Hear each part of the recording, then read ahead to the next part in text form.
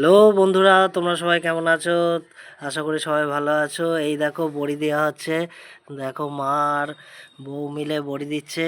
একটু সবাইকে হাই করে দাও এরমভাবে। এই দেখো শীতের সকালে বড়ি দেওয়া হচ্ছে, কিন্তু প্রচণ্ড রোদ, যার জন্যে একটু দিতে অসুবিধা হচ্ছে। দেখো তোমাদের একটু ভালো করে দেখাই। দেখো কি সুন্দর ছোট ছোট করে দিচ্ছে।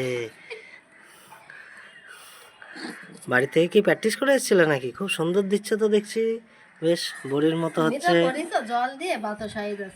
আমি আমি আবার একটুখানি এটা করতে গিয়ে একটু গন্ডগোল করে ফেলেছি। এটা হচ্ছে মিক্সারটা আমি ভালো করে ঠিক পেস্ট করতে পারিনি।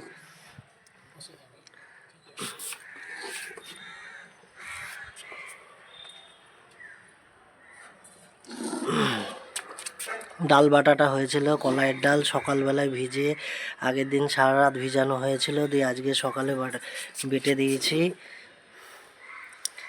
দেখো কি সুন্দর ছোট ছোট করে দিচ্ছে। আসলে বাড়ির বড়ি কিন্তু খুব সুন্দরই হয়। বাজারে যদি বড়ি কেনা হয় ওর মধ্যে কিন্তু অনেক মিক্স করা থাকে, অতএব ভালো লাগে না। তো সেক্ষেত্রে কিন্তু বাড়ির বড়িটাই কিন্তু খুব সুন্দর লাগে।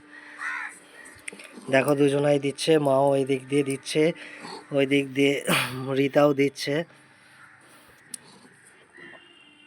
একটুখানি আবার তেল মাখিয়ে নিতে হয়, না হলে আবার হাতে লেগে যায়, তো তার জন্য। হাতে তেল লাগাতে হয় না। তাহলে কি করতে হয় বলো একটু?